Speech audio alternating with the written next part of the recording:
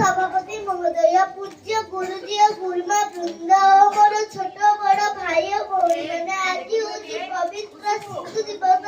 आज दिवस मत किसी कहवाक सुजोग मिली मु निजकू धन्य मन करुछि। आज हूँ आम देशर प्रथम प्रधानमंत्री पंडित जवाहरलाल नेहरू जन्म दिवस।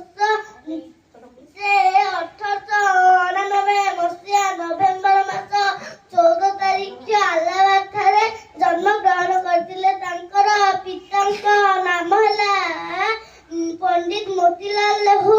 तांकर मातांक नाम हला स्वरूपा राणी।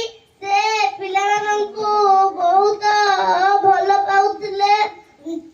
कहूथिले आजिर शिशु आगामी कालीर भविष्यत। शिशु माने हसिले दुनिया हसिब। नवेम्बर 14 तारीख को तांको जन्मदिन को शिशु दिवस रूपे पालन करा जाए। शिशु मान तांको खुशी रे चाचा नेहरू बोली डाकंती। तांको बाड़ी धक्कारे निहित गोलाप नामक झीटी को मन रखिया पाई से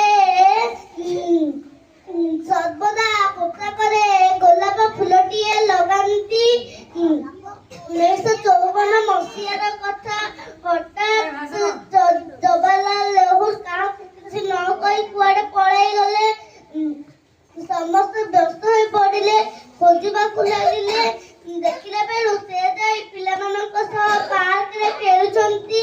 एथिरु जना पड़े जे से पिलामानकु प्राण भरी भल पाउछंती। शिशु माने होउछंती आम देशर प्रगति और शक्ति। शिशु मानकु अवहेला करबा नै। एही महान व्यक्ति 1964 मसीहा मे मास 27 तारीख रे देहांत करथिले। एही महान व्यक्ति प्रणाम जणाई मो वक्तव्य शेष करुछि। जय हिंद, जय भारत।